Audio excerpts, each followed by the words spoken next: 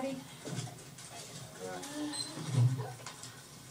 If it be contended the research, even in its least practical phases, contributes to the sum of knowledge in the particular realm, what possibly can contribute more to our knowledge of music than a genuinely original composition?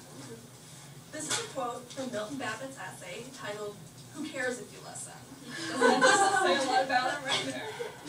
Today we're going to look at his first published piece titled Three Compositions for Piano, No. 1, composed in 1947, and how it truly fits the description of a genuinely original composition.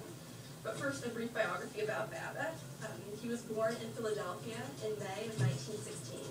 He just died in 2011, actually, so he lived a nice long life. He was both musical and academic growing up. His father and brother were mathematicians, so he was always interested in math. He also took violin and clarinet lessons in his early childhood. I feel like this contributes a lot to his compositional ideas because he uses serialism and more mathematical methods in his early music. He was a huge fan of Schoenberg, obviously. He went to New York to study composition with Marion Bauer, and he had hoped to meet Schoenberg, and he actually got a chance to do so in 1933. He graduated from NYU, and Marion Bauer recommended that he study composition with Roger Sessions, who was known for being a very complex, highly mathematical composer also. So there was some influence there in Babbitt's compositions. Babbitt got his master's from Princeton, and then got involved in some kind of top secret military activities, which are still confidential to this day, actually. He left the military in 1943. He returned to Princeton, where he became a math professor. But it was during the time that he was a math professor that he started working on stretching what we know as typical serialism into a new idea that he called total serialism. It's also called integral serialism. This means that he uses serialism in other aspects besides pitch in a composition. We're going to explore that a little bit later. When you first hear Three Compositions for Piano, No. 1, you're going to notice that it sounds unappealing. It's a very in-your-face type of piece. There appears to be no rhyme or reason to it, which is interesting because in reality, every single aspect of the piece is pre-planned and creates some type of uniformity or coherence within the piece. Babbitt didn't really compose a piece as something that an audience would want to listen to, but rather something scholars or people of like-minded intellect would want to study and understand. In a dissertation I read by Jerome Kuderna, he stated that Babbitt really wanted the listener or the performer of his pieces to be required to understand the behind-the-scenes of the piece before they were able to actually enjoy it. He felt that only then could someone truly understand what the composer was feeling. There's a quote in that dissertation from an avant-garde expert, Charles Rosen. He tried to learn Three Compositions for Piano, No. 1, and here's what he had to say about it. I had never played a work of serial or non-tonal music before. The first of the three compositions is only about 2 minutes long, and I practiced it that first day for more than 4 hours. When I got up the next morning and tried it again, I was frightened. It was as if I had never seen the music before. I could not play 3 consecutive measures properly, except for the opening and the final moderately slow sections. Nothing like that had ever happened to me. So as you can see, what he's saying is the piece didn't click in his mind because he knew nothing about it. And Babbitt wanted executing the piece, the whole success of executing the piece, to be memorizing the mathematical formulas involved, hence understanding the method of its construction. Okay, so with that brief summary, let's dive into the total serialism. Everyone, put your theory caps on. Three Compositions for Piano is a set of pieces, the first of its kind to use total serialism, which means that Babbitt uses certain dynamics, rhythms, and trichord voicings while presenting certain rhythms. I know that sounds confusing, we'll take it slow. So let's start with the basic element of serialism, pitch. Check out graph 1 on the second page of your handout. It's a homemade matrix by me. I circled the 4 rows that Babbitt uses in this piece. They're P0 and P6, and I1 and I7.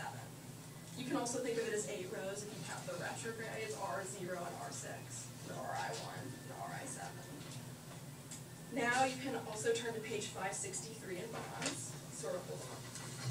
Have your hand out on one side of your bonds on the other. That'll probably work best for this.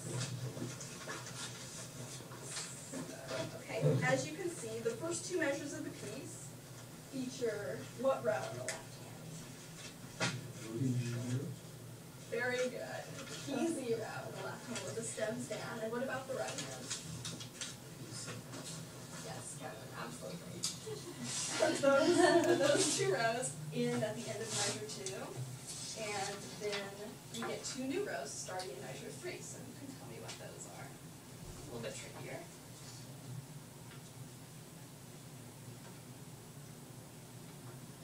Jamie? P6. No? Yes, retrograde inversion 1 on the left. And what about the right hand?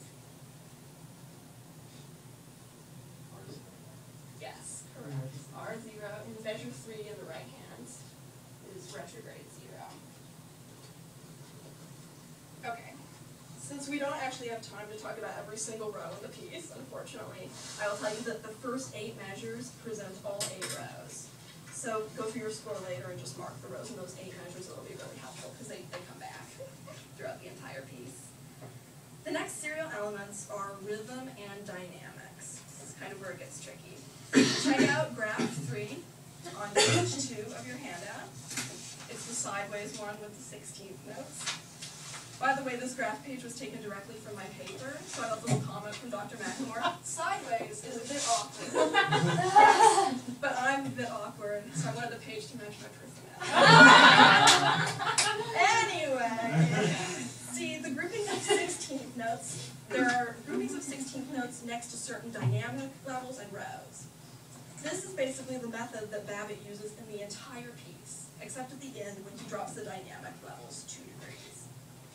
So what the graph is showing is that, for example, every time Babbitt uses a primary row, which is either P0 or P6, he uses a 5-1-4-2 grouping of 16th notes and a mezzo piano dynamic. So let's look at measure 1, where we have P0 and P6. And check out the dynamics. What are they? Mezzo piano, just like the graph says. And let's look at the groupings of 16th notes. They're hard to see sometimes. They're often marked by slurs, or the last note in the group is sometimes tied to another note, or it's just a longer value than a 16th. So check that out. Look at the left hand. You see how there are 4 16th notes, and then there's just that quarter tied to a 16th? That's him saying that that quarter note is like the last note in that grouping. So we have 5.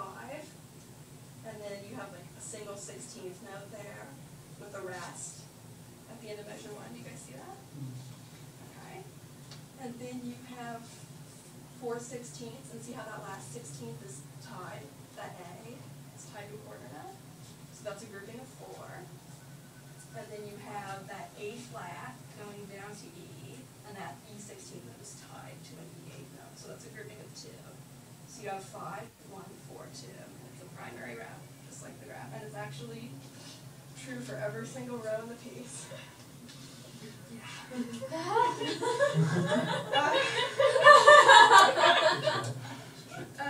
Yeah, so that's his way of dividing groups. He also does it sometimes by using accent marks. So let's turn the page and look at measures 41 and 42.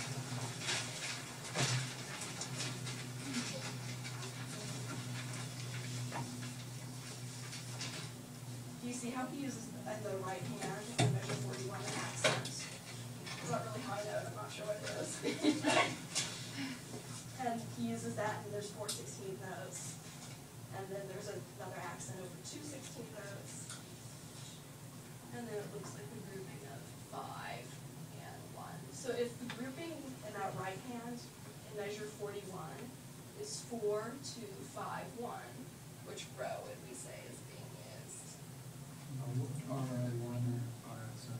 Very nice. It's a retrograde inversion graph. Okay. The final serial element to discuss is trichord register, which is the